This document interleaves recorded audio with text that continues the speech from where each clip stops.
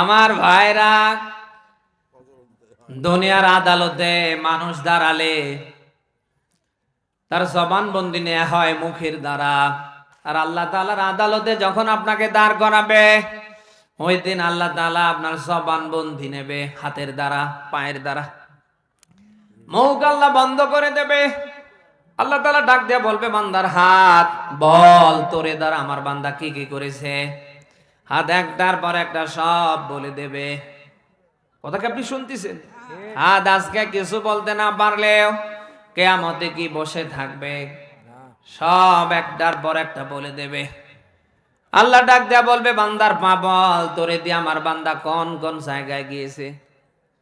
পা ডাক দেয়া বলবে, আল্লাহ বাড়ির পাশেই কোরআনের মাহফিল, সেখানে যায়নি, অথচ ইসলাম বিদ্বেষী অনেক কনসার্ট হয়েছে, সারা রাত কেটে দিয়েছে।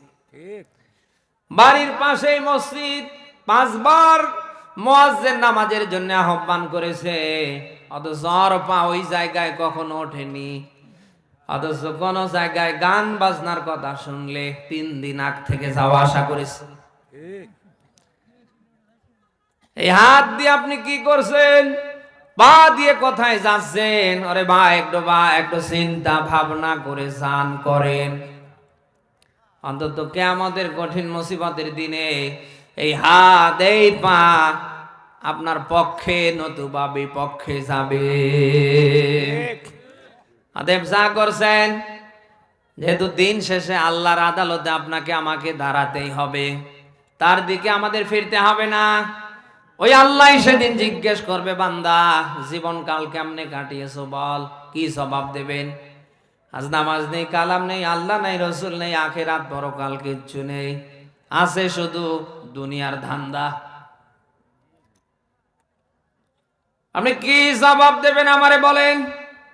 এখানে কত মানুষ আমার সামনে বসে আছে, অনেকে রাগ করে চলে পর্যন্ত যাচ্ছে। আর মুসলমানের ঘরে জন্ম নিয়ে আপনি নামাজটা পর্যন্ত ঠিক মতো পড়েন না।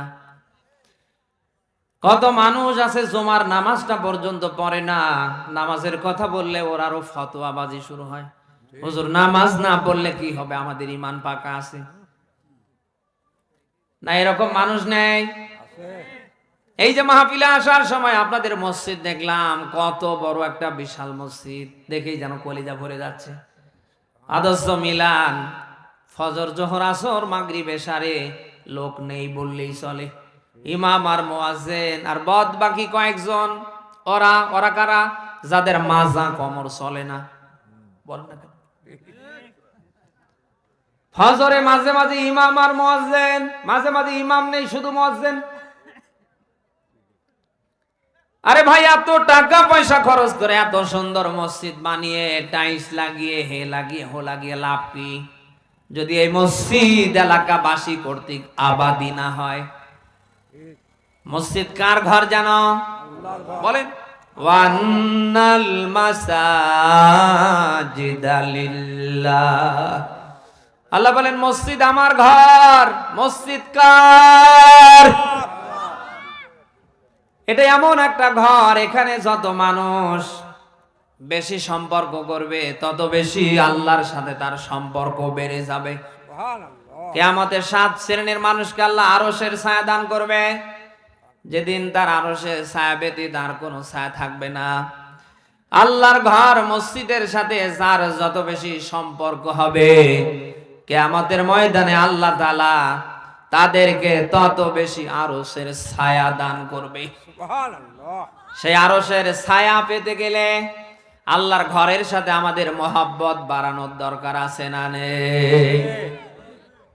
আদর্শ ফজর, জোহর, আসর, মাগরিব, এশার চলে যায়, জুমা চলে যায়, অনেক মানুষ আছি আমরা মাস চলে যায়, একটা দিনের জন্য আমরা ঢুকতে পর্যন্ত চাই না। অথচ পৃথিবীর সবচেয়ে নিরাপদ একটা জায়গা হচ্ছে মসজিদ। এখানে আপনি যতক্ষণ বসে থাকবেন, আপনার শ্বাসে প্রশ্বাসে আল্লাহ নেকি দেবে। বনি আদম যখন মসজিদে ঢুকে পড়ে, ওদের জীবনের যত গুনাহ সব ফেরেশতারা কাঁধের উপরে নিয়ে দাঁড়িয়ে থাকে। আল্লাহ তাআলা ডাক দিয়া বলেন, ফেরেশতারা কি? ফেরেশতারা ডাক দিয়া বলেন, আল্লাহ আর মারছি না, তোমার বান্দা ওই ঢুকেছে তো ঘন্টা পার হয়ে যাচ্ছে তাও বের হচ্ছে না। আল্লাহ যেন ডাক দিয়ে বলে, ফেরেশতারা আমার বান্দা কি আমারে দেখেছে, তোমাদের দেখতে পায় না? আমার বানানা জান্নাত জাহান্নাম দেখেছে? ফেরেশতারা যেন এভাবে উত্তর দেয় যে আল্লাহ না। ও ফেরেশতারা, যারা আমাকে খুশি করার জন্য সেজদায় পড়ে গিয়েছে, আর দাঁড়িয়ে থাকার দরকার নেই, ওদের যত অপরাধ অসুবিধা নেই, আমি আল্লাহ সব অপরাধগুলি মাফ করে দিলাম। বিশ্বনবী মুহাম্মদ রাসূলুল্লাহ জামাতের সাথে বারবার যেন আপনি মসজিদমুখী হন এ ব্যাপারে তাগিদ দিয়েছেন।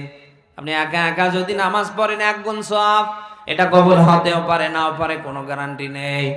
কিন্তু মসজিদে এসে যদি জামাত গতভাবে জামাতবদ্ধভাবে আপনি যদি নামাজ আদায় করতে পারেন, এই নামাজের দাম হচ্ছে 27 গুণ বেশি।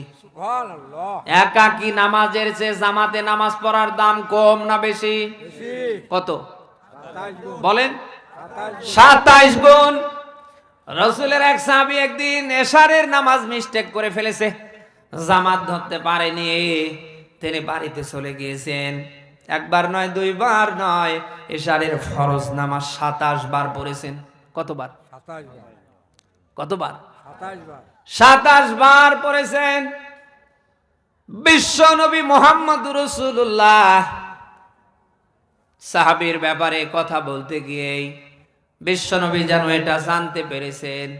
নবীজি ডাক দিয়ে বলছেন, সাহাবী, গত রাত্রে এশার নামাজে তোমাকে দেখলাম না, জামাত কেন তুমি কাজা করলে? সাহাবী কথার উত্তর দিতে দিতে বললেন, হে রাসূল, জামাত না পেলে হবে কি, আমি বাড়িতে এশারের নামাজ 27 বার আদায় করেছি। নবীজি ডাক দেয়া বলেন, সাহাবী 27 বার কেন, 27,000 বার পড়লেও জামাতের নামাজের সমান হবে না। আদর্শ সেই মসজিদে আজ আমাদের পাওয়া যায় না। আসে কারা, যায় কারা, ওই জায়গায় অবস্থান নিয়ে থাকে কারা, যাদের মাজা কমর চলে না। আজরাইল আসতে আর কয়েকদিন বাকি আছে, এই মানুষগুলি ছাড়া যুবক মানুষ যারা সব দোকান পাটে, বল না কেন?